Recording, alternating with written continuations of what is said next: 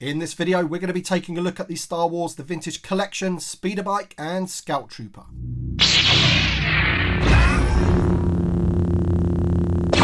Hi there Star Wars collectors, and welcome to another Bossk's Bounty video.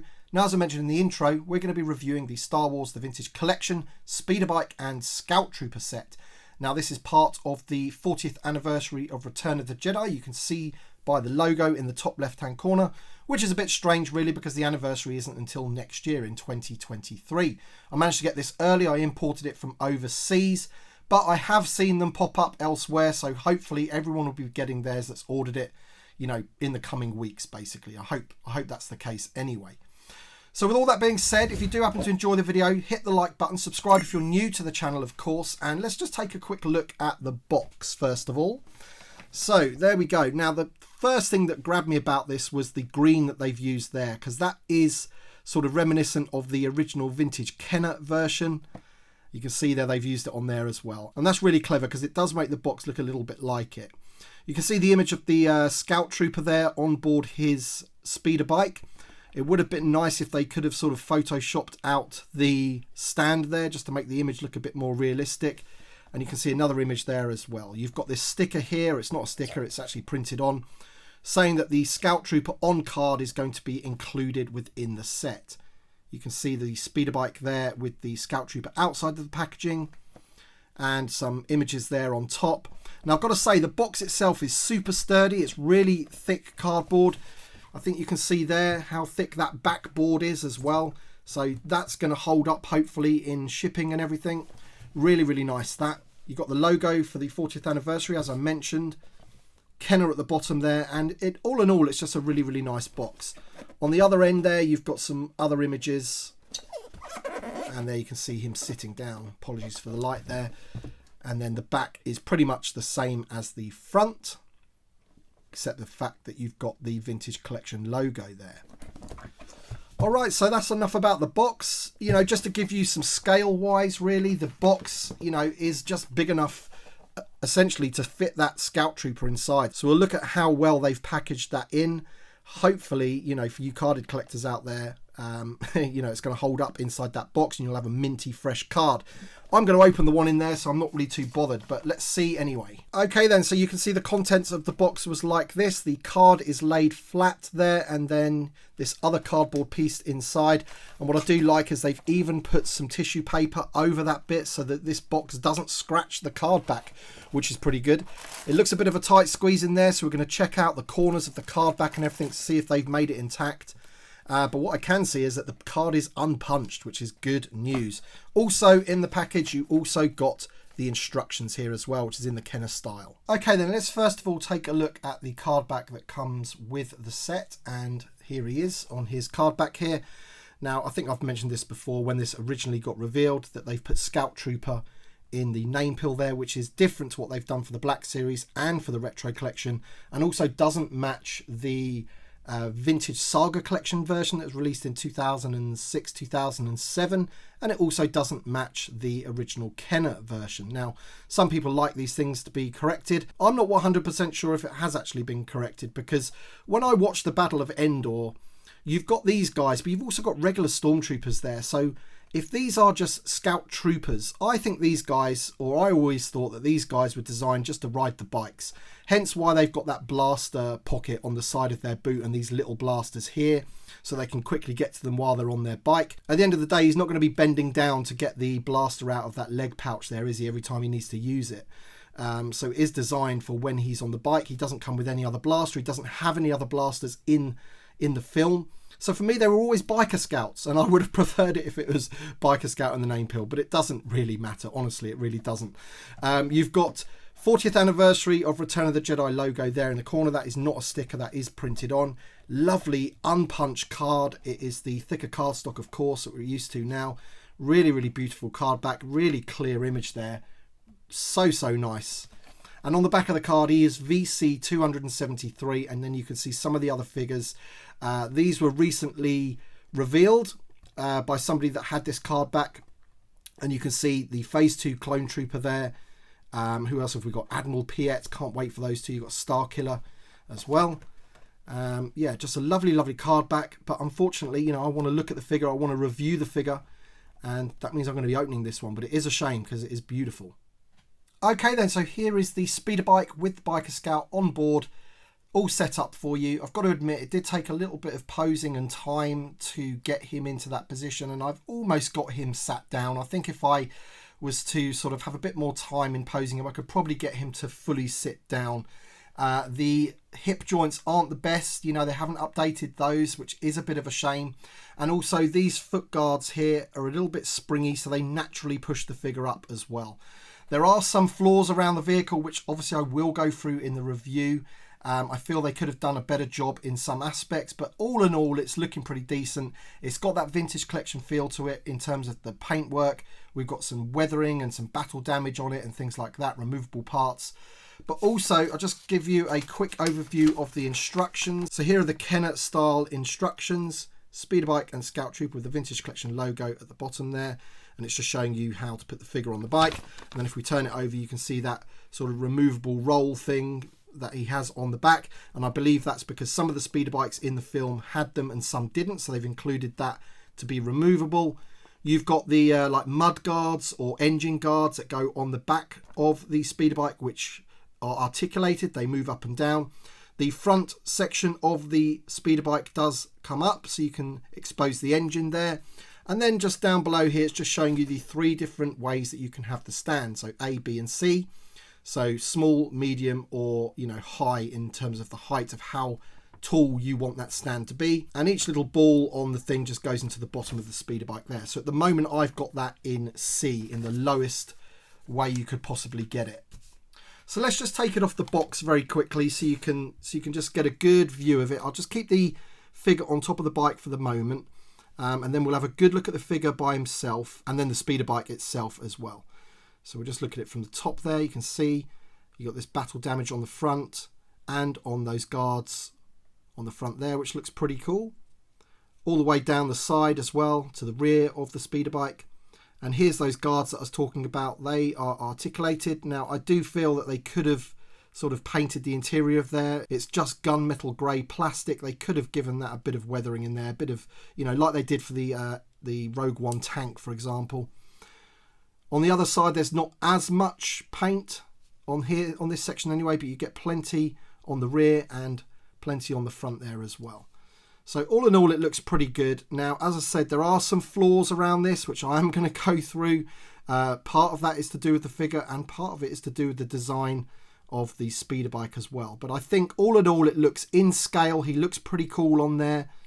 They've done some changes to the helmet and the neck and everything to make it a bit better. So there are some improvements, but as I say, all in all, I think they could have done a better job. But first of all, let's take a look at the figure itself and we can talk about the improvements that they've made and also the things that they should have done as well. But okay then, so here is the figure just standing there, and basically from an aesthetic point of view, I think they've done a pretty good job. The helmet is a much better size, more accurate to the film.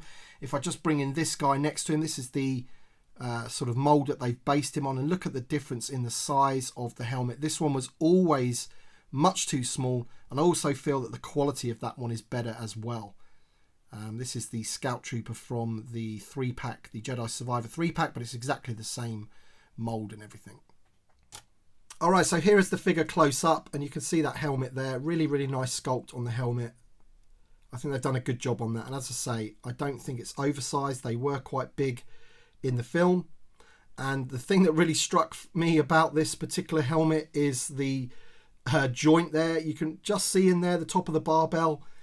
This thing has so much motion. Look at that, so much motion on it, and obviously that's quite good for when he's on the speeder bike to have it sort of like this. But I've never known a head to have so much range of motion. It's a really long barbell there, and obviously he's got the articulation in the bottom of the neck and in the top of the helmet as well. So he's got lots and lots of articulation on that head, which is obviously good. We do have the hinge painted white, which is all well and good on the top of the shoulder, but obviously as soon as you go like that, then you get that sort of white underneath, which isn't great, but I guess it's better than having it black like previous versions have been. So he does have the ball hinge on the shoulder. He has the hinge at the elbow, but unfortunately they still have the swivel at the glove. Now, swivel at the gloves for me should be outlawed. They've done it on previous Vaders and pilots and things like that, and I think you always need a hinge at the wrist, really.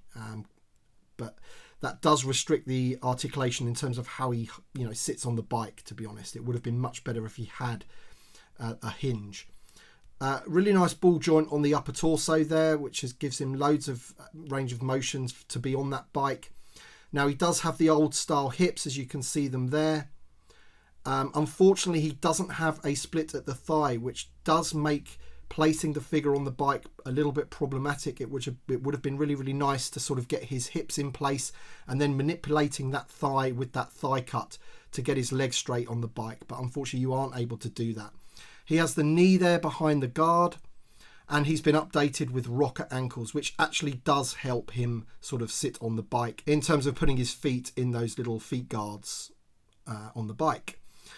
There's the back of the figure. So not much else has changed on the figure. Essentially, all they've done is they've given him a new helmet, which is very, very welcome, and they've given him rocker ankles. Apart from that, I don't really think there's too much difference between him and the ones that they've been giving us in the 3.75 inch black series. I mean, some of the sculpt goes even further back, maybe even to that VOTC version, which goes yellow. But yeah, you can see the off-white colour pads. That is accurate to the film. So yeah, I mean, as I say, he looks great, but in terms of getting him on the bike, I think they could have done a better job giving him the new style hips for one, and the hinges at the wrists would have been very, very welcome. Here's the blaster, which does fit into that little pocket on the side of his foot, but unfortunately, I don't think it stays in there well enough. See, once you get it in there, it's very loose. It can fall out quite easily, and it's becoming quite annoying actually when I'm trying to pose the figure, trying to get him on the bike. Yeah, it's a bit annoying. I must add as well that there is a split down underneath the knee as well there, which also does help with posing him on the bike. Here's the stand for the bike. So that's how I had it in position C, so it's not so high, and then you can have it like that in position A, so the bike would be really, really high, or you could have it in position B, which is like the mid-range. So that's quite well designed. I do like the way they've done that. It's better than the previous version from the 2012, which you could just have in one position, although on that one you could pivot the bike, which was pretty cool. But this being on a little ball here, you are able to do that as well. You're able to pivot it and get it into some pretty cool poses. Okay then, so the bike itself, you've seen the paintwork and everything. If we just turn it over there, you can see also some sort of battle damage weathering underneath, which is pretty cool. You have that gun at the bottom, which doesn't swivel like it did on the original Kenner version. It is just straight. Now, what sort of disappoints me about this is that the legs are quite springy plastic here. And obviously, if you wanted to stand it up without the stand, you can't do that, basically, because it just falls forward. So when you have it flat on the ground, it just falls forward like that, because there's nothing to keep it up this end. The 2012 version came with an extra piece at the front, which you could put on there. It didn't look great, but at least it held it up if you wanted to do so. But obviously, that's what the stand's for, so I guess we can't complain too much. You've got this like knapsack thing on the back here, which is removable. There you go, and that just leaves two pegs. And there's the bottom of it, so you can see which way it goes round. One of the pegs is bigger than the other, and that just fits back on there. The front of the bike does lift up, very similar to how it did on the 2012 version, the Toys R Us exclusive version, and that just reveals the engine of the speeder bike. Again, they haven't really bothered to sort of put any sort of silver paint on that, or weathering or anything, any type of paintwork to give it a bit of detail, which is a bit of a shame, I've got to admit. You have got some paintwork for the buttons there, for the controls on the front of the bike, for where the Biker Scout sits. The other thing that I think that they could have improved on, which they've actually taken away from the 2012 version, is that they haven't put any pegs on those feet guards. So when he puts his feet on there, it's very, very difficult to get them to stay in there because they haven't got the peg. He's got peg holes on his feet. They should have put the pegs on there. That is a bit annoying. Because, as I say, to pose him, to get him how you want it, it's a bit annoying. And also, because you haven't got those pegs on there keeping him in place, it makes it very, very difficult with the handlebars as well. And unfortunately, the handlebars haven't got any articulation either. So these do not move. They're in one place. So, you know, you've got to get your figure posed really, really well to hold onto the handlebars and for his feet and for his bum to be sat on that seat correctly. As I said, it did take me a little while to do it. You can do it, but it does get a bit annoying with his feet falling out of there and his hands coming away from the handlebars. Now, these do pop out here. You can see, if I just move that there. So these do move, but then you've got that hole there, and I'm not really too sure they're supposed to, because obviously you've got that little peg just there, and that's just going to scratch on the rest of the ship. So I don't think they're supposed to come out there or move forward or anything like that. I think they're just supposed to be in one place like so. Right, so that is the speeder bike for you. You've seen the figure. So as I say, there are a few things that I feel that they could have improved on. You know, if you look back at the vintage Kenner version 1, it had the exploding sort of feature, which it came apart. Also, the other feature that I liked about it as well is that when you pressed the feet down, it moved these guards on the back of the speeder bike here. These moved up and down when you moved those legs. Now, these are quite a springy plastic, and as I say, that doesn't help either when you're trying to place the figure on the bike, because these have a tendency just to push the legs of the biker scout up, which means he ends up sort of leaning forward and doesn't have his bum sat on the saddle, which is a bit, you know, it's a bit annoying. But you can get him into that pose if you want. It's just going to take you a little bit of time to fiddle around with the figure and get him into the right pose. But as I say, all in all, I think the bike is in scale. It looks pretty good. I'm not going to compare it to the 2012 version in this video. I'm going to do a full comparison video for you guys in the next week or so. But what I would say is that they are very, very similar indeed. You know, they're saying that this is an all new sculpt. You can tell that it is a new sculpt, but basically it's very similar, and that's all I'll say for now until we do the full comparison. Right, so all that being said, let's see if we can get some other figures onto the bike. All right then, so first off, we're going to put Paplu on there. This is the Vintage Collection Paplu, the new one that came out last year. Now, of course, you wouldn't expect him to be able to reach the sort of foot pedals there because his legs aren't long enough. But his arms do sort of sit on there, and, you know, he looks pretty good there on the bike. I say that's not too bad. Yeah, and then we have Princess Leia on there, which is not a good look. Whatever you do with this figure, you're not going to be able to get this to sit down properly on this speeder bike. Couple of reasons really. Obviously, this particular Leia is very, very old, and she only has the swivel hips, which makes it virtually impossible to get her legs properly onto the bike. Her legs aren't long enough, obviously, to reach the pedals, and obviously because the handlebars don't move, it doesn't really allow her to sit back on it either in a more upright position. But you wouldn't be able to do that anyway because of the hips of the figure. So, you know, what they were thinking releasing this figure last year, I would never know, but this one desperately needs updating. And finally, we have the Luke Skywalker figure, which was released last year as well, and to be honest, he fits okay. Yeah, you can get him on there. He looks pretty good, far better than the Leia figure anyway. And obviously he's got the ball jointed hips, so if there's ever an argument for a figure that needs ball jointed hips, it's for one that needs to sit on a speeder bike, because swivel hips just aren't going to cut it. So he looks pretty good. I'm quite happy with him on there, and yeah, looks pretty good. Okay then, so that's about it. I think, you know, he's looking pretty cool there, sitting there on the speeder bike. I hope I've shown you everything that this thing can do, and also what it can't do as well. As I say, overall I'm quite happy with it. I think it looks pretty good. I'm liking the paint scheme and the battle damage and everything, but I think there's a few little tiny design flaws, most notably the missing pegs on the feet guards there. That would have been very handy to have those. The fact that the handlebars don't move, and if they are supposed to move, I don't think that's a very good design either. As I say, this thing here does swivel, but you do have to take that peg out to be able to do it, and then it just doesn't look great or move freely enough for me to believe that that's actually, you know, you're supposed to be able to move those. So all in all, it could have been better, but, you know, this is what we've got. So let me know your thoughts in the comment section below. Thank you so much for watching. Thank you to my Patreon supporters and channel members. And as I say, if you enjoy the reviews and enjoy the channel, hit the like button as always, subscribe if you're new, and we shall see you on the next one.